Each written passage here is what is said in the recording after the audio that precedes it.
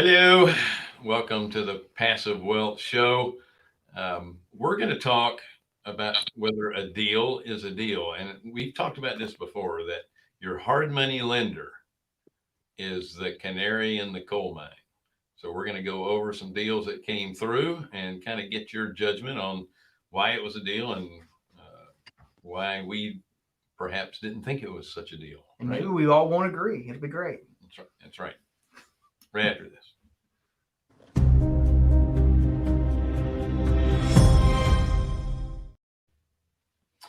Thank you once again for joining us on the Passive Wealth Show. I am Bill Fairman. This is Jonathan Davis, and that's Wendy Sweet on her way to uh, the Outer Banks of North Carolina. Woohoo! She picked the coldest weekend to go in the spring, but that's okay. It's away from here. That's what counts, right? That's exactly right. All right. Well, let me do my little housekeeping chores, and then we're going to get back to Wendy over here. So, we are Carolina Capital Management. We lend money to real estate investors in the Southeast. If you're a borrower looking to borrow money, go to carolinahardmoney.com and click on the Apply Now tab. If you're a passive investor looking for passive returns, click on the Accredited Investor tab. Don't forget to like, share, subscribe, hit the bell. We have a comment section on the right side of the screen or underneath, depending on what platform you're viewing from. You can ask us any question that you like, and sometimes we actually answer it. Bill, you rolled through that. You've been practicing. That was good. I had another show earlier that After 150, picking it right up. Yeah, it doesn't take much. It's funny, before we started today, I'm going to have some crappy shows today because I couldn't do anything right this morning. Every which way I turned, there was an obstacle. That included traffic. All right, so how's your trip, Wendy? Well, right now I'm at a standstill. I pulled over to the side of the road so I don't go in and out. But so far it's nice and clear and sunny and warm enough inside the car. All right, so you're a new animal grandmother. That's right. Throw that picture up there if you got it. Look at those sweet babies. That's Great Pyrenees Ruby. And she had 8 babies the day before yesterday. 5 boys and 3 girls. That will be for sale in about 8 weeks. And we were giving her a bunch of grief because they look like a bunch of little piglets. That they do. So they work out well for a farm. So some of those puppies were actually born the next day because it was an all-nighter. Yes. And those puppies were born on National Puppy Day. Really? Wow. So you need to figure out which ones were born after midnight, and those will be at a higher price. That's right. Well, that'll be easy. They're the tiniest ones. Okay. Excellent. Awesome. So we talk about these deals and hard money lenders being the canary in the coal mine, because if a hard money lender doesn't want to do your deal, you shouldn't want to do it either. And we're going to go over a few that we had, and Wendy's got an interesting one, and why, and perhaps it was just not the way the borrower wanted to utilize the property. It may be a good deal, but not the way you want to. Your vision for that. So this one I thought was really interesting because, we say, is it a deal or is it a dud? And there's really no true answer to that. Is it a deal or is it a dud? It really depends on what you want to do with the property and really how strong the borrower is in the first place. And that's really what I went through in this conversation with the borrower. This particular borrower, she's a first-time investor. She's been going to, different groups, getting her education, because I always recommend that people do that. But so she knows a lot for somebody who hasn't done a deal yet. But what she found is a package deal with 3 different houses on a road that's It's a 2-lane road, but it's a busy 2-lane road in a great location. It's a great location.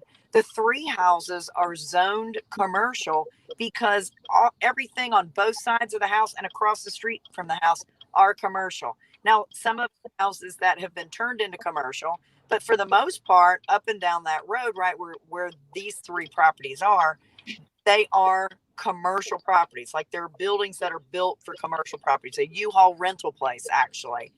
So there's a self-storage right there. So it's all right there on that road.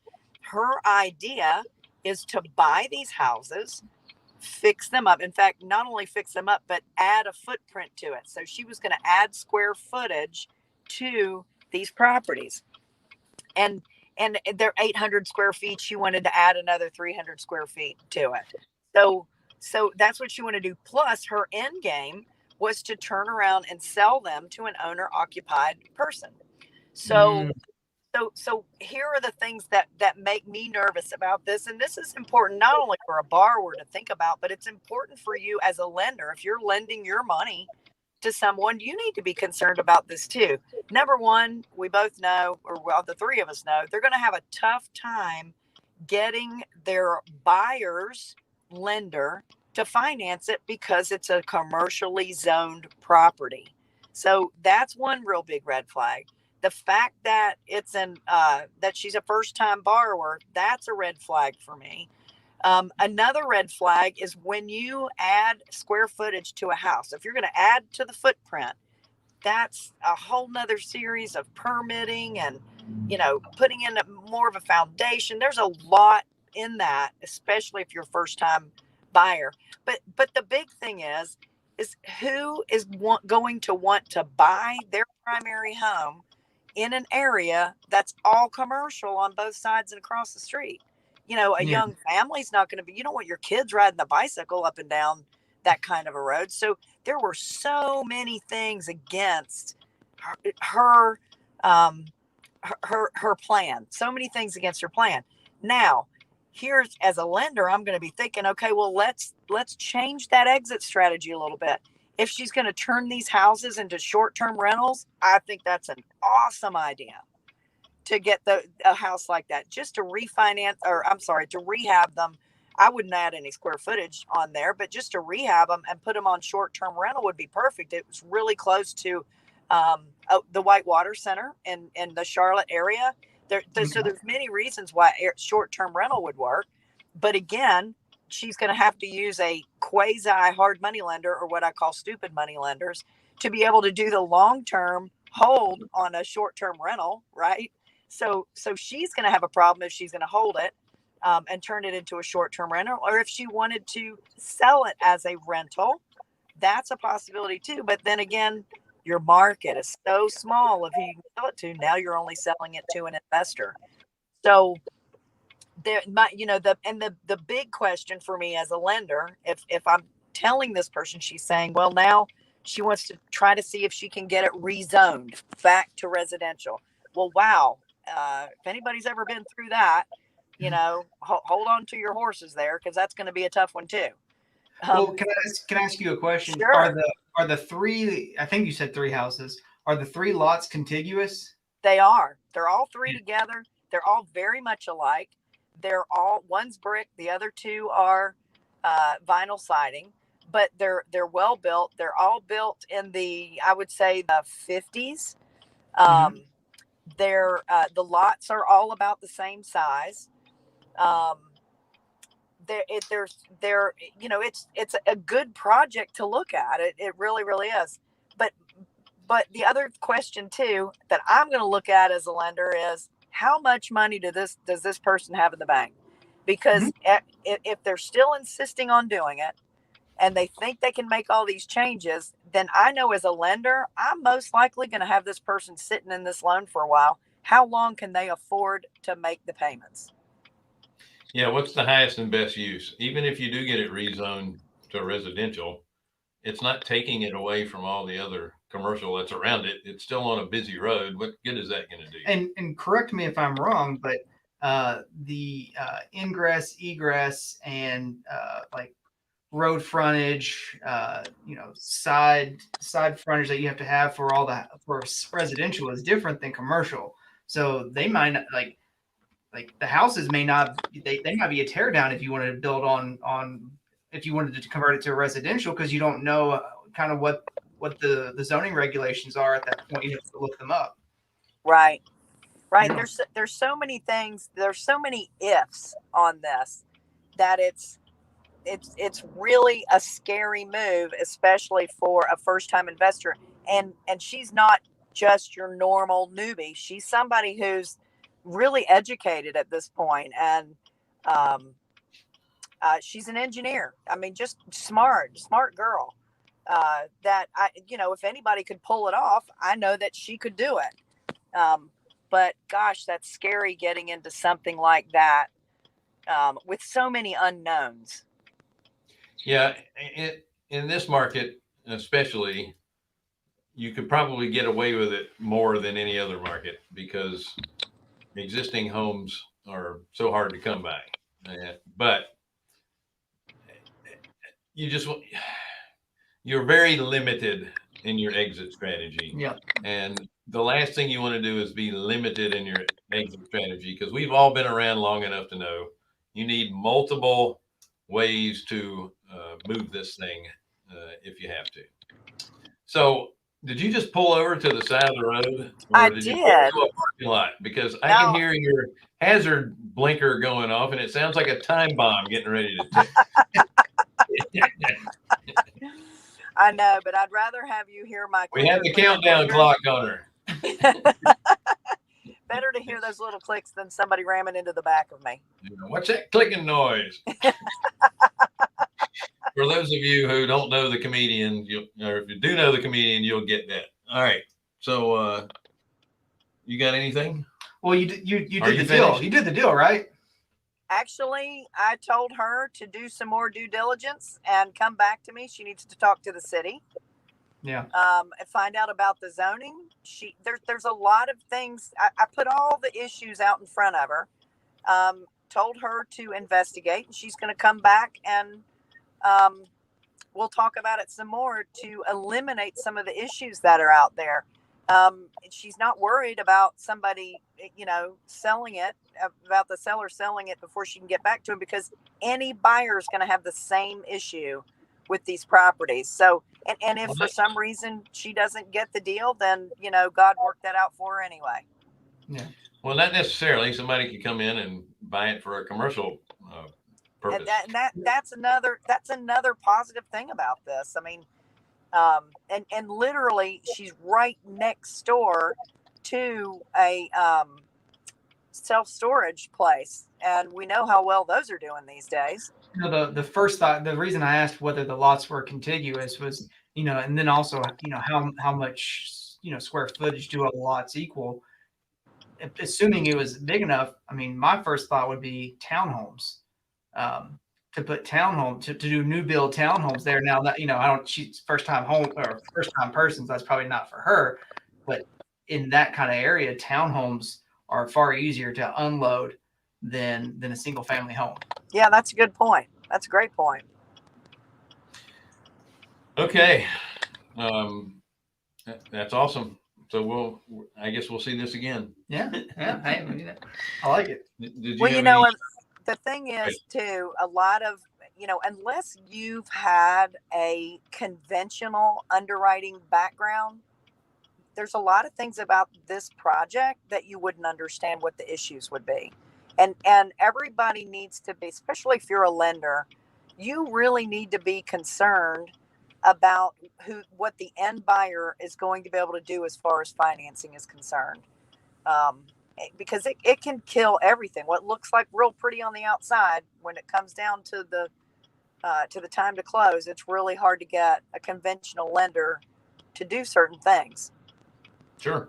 Well, let's say you do buy it as a long-term hold and you short-term rent it, and it stays commercial zone, and then one of the units catches on fire. Are you going to be allowed to build back the house? It's a great question. You may not be able. You may have to knock it down or build some kind of commercial building.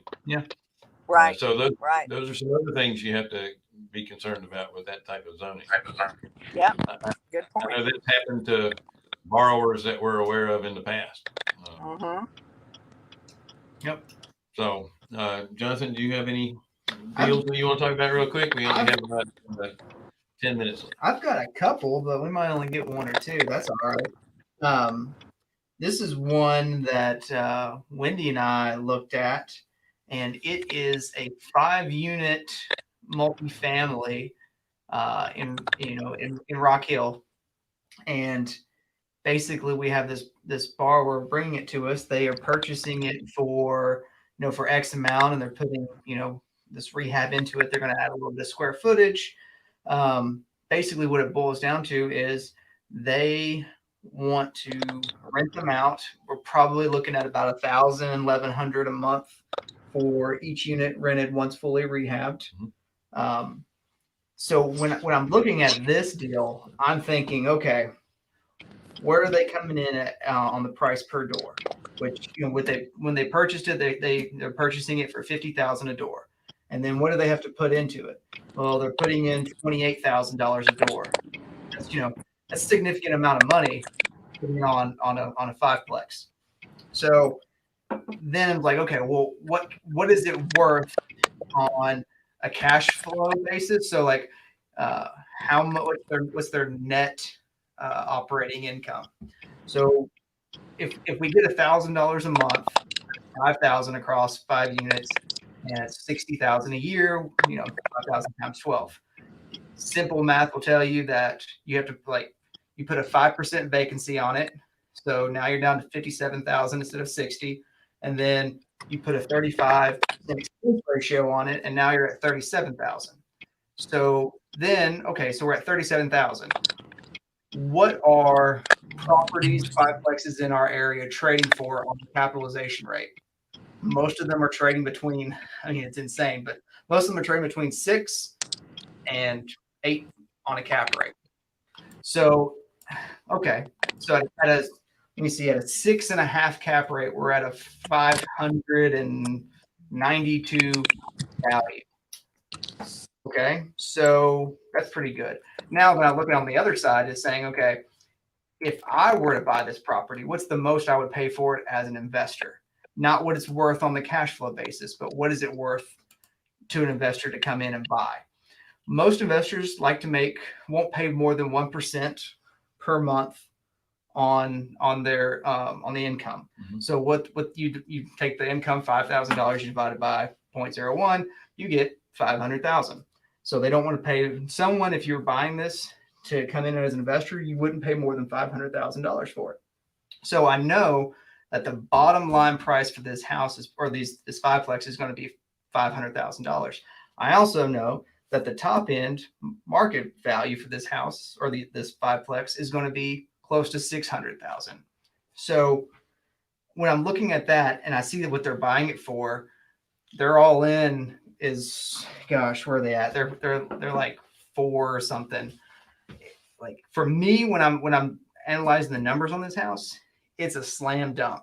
This guy has done a fantastic job sourcing this property, and like you're talking about, if he sells it, he's going to make between $22,000 and $34,000 per door, depending on if he sells it for 500 or 590. Is that his plan to sell or to hold? He's going to hold it.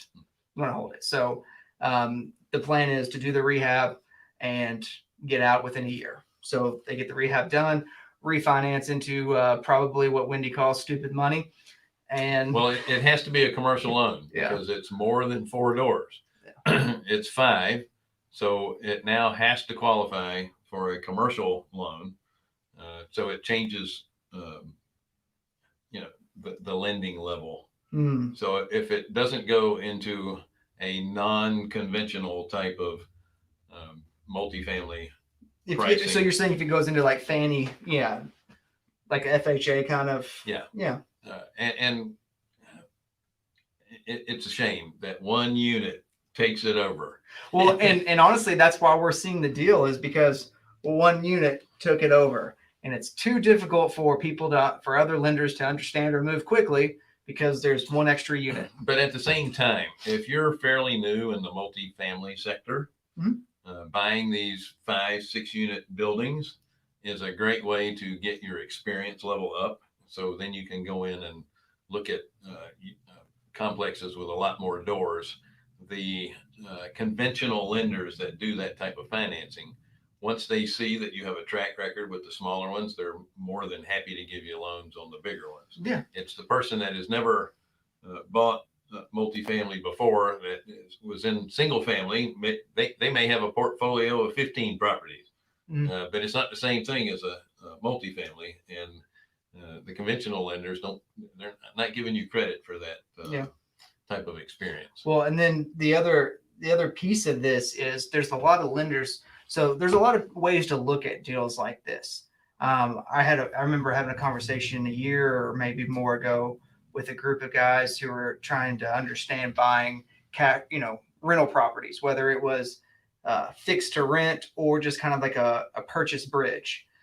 So at hard money, this, like, if it was fully leased out, it's going to be cash flow neutral. It's going to just break even. Yeah. And that's all it's going to do is break even. And there's a lot of guys out there who are like, oh my gosh, well, if the guy's not making money, then I don't want to do the deal. And to an extent, I get that and understand that. But his goal isn't to stay in hard money the whole time. The Right. goal is to acquire, fix, and then exit. So I know that if he does acquire and he does fix, but he doesn't exit, I know that the property can support my rate of return after a 35% expense ratio and a 5% vacancy. Right.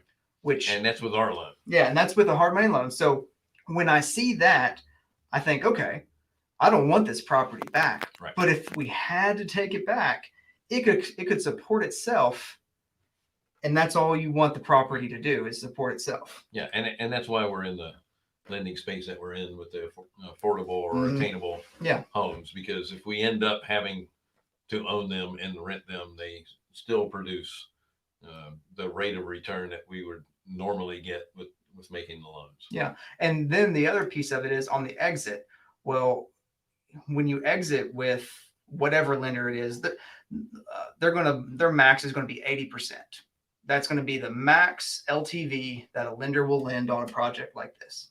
So if I look at, like, as an investor, what would I pay for it? If I say, oh, I'd only pay $500,000, that's what it's worth. Well, even at $500,000 value, our loan is still 73% LTV, which is still plenty of buffer to the 80 for them to be taken out. Sure. At the value that on a capitalization rate, which is more likely where the value is going to be skewed to on an appraisal, it's at a 65% LTV. So we have plenty of room on that side. Sure. So putting all of those factors together, this is a deal. This is a deal. Not a dud. Yeah. Wendy, just so you know, we had Sharub mute you because your microphone was making funny noises. So any last comments before we end this train wreck? Man, I wanted to get to some more. Well, you know what? She might have already left us because we were ignoring her. Have a safe trip, Wendy. We are Carolina Capital Management. We are lenders in the Southeast for real estate investors. If you're interested in borrowing money, go to our website, carolinahardmoney.com. Click on the Apply Now tab. If you are a passive investor looking for passive returns, then go and click on the Accredited Investor tab. Don't forget to like, share, and subscribe. Hit the bell to our show. Thank you guys for joining us on the Passive Wealth Show. We will see you guys next week. Have a great day.